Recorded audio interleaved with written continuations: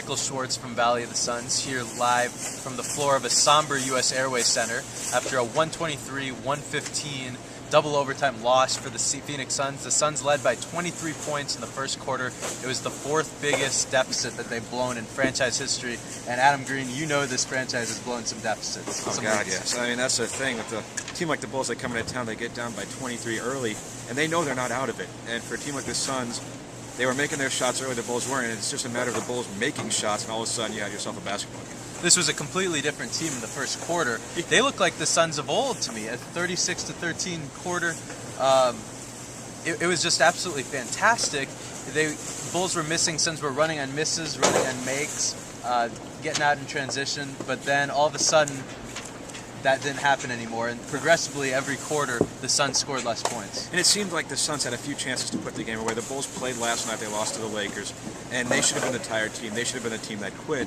And the Suns, seemed like every run the Bulls would make, the Suns would take the lead from maybe 9 back up to 15 to 18 at one point. And yet the Bulls, you got to give them a lot of credit. They kept fighting because it's like they knew if they just kept pressuring the Suns, putting pressure on them, that the Suns might fold, which is weird from a veteran team. The Suns never had that knockout punch, no. I guess you could say. You mentioned that time late in the third quarter, the Suns got up by 18, and then I think the Bulls cut it to 10 almost immediately, and they had it at 8 right at the beginning of the fourth quarter, and all of a sudden, there you go, you have a ball game, and this big lead really doesn't matter. Then down the stretch, the Suns' execution was awful. It was poor. You had a couple 24-second violations. You had bad shots. They just couldn't get into any flow of the offense. And from our vantage point, we can't tell exactly what went wrong in those places. Someone not go the right direction, was the spacing off. But we can see as a team that, for all their star players, for all the veterans, Steve Nash, Grant Hill, Jason Richardson, not getting shots off when you need them, you have a chance to put that extra bit of distance, and that gives a team like the Bulls, a young team, a little bit of an extra boost. It's like, hey, we got the stop we needed. Yeah, there's no question about that. Another thing, you look at the box score that you have in front of you, the starters played a ton of minutes. Oh, yeah. Steve Nash played almost 50 minutes in this game, which is incredible. After the game, Alvin Gentry basically said, hey, the bench didn't play very well. I had to go back to my starters. They brought Nash back. Nash played the entire third quarter. They bring him back a couple minutes into the fourth quarter. And then there's 2 overtimes. Nash played as much in the second half as he probably should in a normal game, wouldn't you say? Yeah, and Gentry said after the game that, asked about Goran Dragic, that Goran just wasn't playing well, so he couldn't go with him. That may be true, but you still need to give Nash a little bit of a breather, and maybe that's part of the depth, but a guy like Goran Dragic has proven what he can do as a reserve and even as a starter at some times. So you got to give him more than 8 minutes. And Grant, you don't know it's going double overtime, but 8 minutes that's not acceptable for the Phoenix Suns. Completely agree. He's got to be playing at least 15. I don't care how bad he's playing. He's got to be on the floor a little bit. Right, if nothing else, because Nash just looked flat. Let's be honest. He had a couple shots there in the overtime, a couple threes that could have put some distance between the Suns and the Bulls that he just misses. Those are shots that Nash normally makes for his. He had 14 assists, I believe, in 16. Excuse me.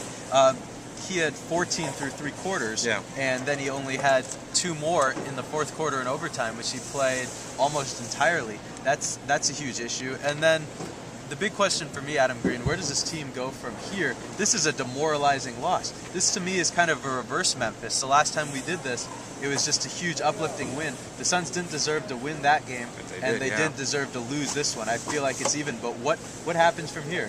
It's tough to say. This is a team that's still trying to find its identity. And through 15 games now, all we know is they're inconsistent.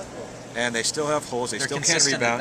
Yeah, they still can't rebound. And they're almost lacking that finisher. And not to say that Amari Stoudemire would have... Well, they're lacking a finisher, we'll put it that way. They don't get easy buckets at the end of the game. Steve Nash is out there dribbling around. They don't have that pick and roll to go to when they need it in crunch time. And if the Suns, if we've learned anything from the Suns over the last few years, having that pick and roll is so deadly down the stretch, where either you're getting a good look for Nash or it was Amari or one of the 3-point shooters, you were getting open looks, and they're just not getting them down the stretch this year.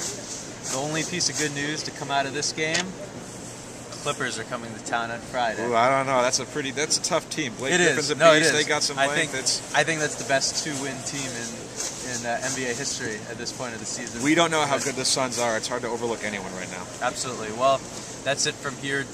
Absolutely crushing loss from U.S. Airways Center. Bulls beat the Suns 123-115. Signing off for Valley of the Suns, for Adam Green. Thank you. I'm Michael Schwartz.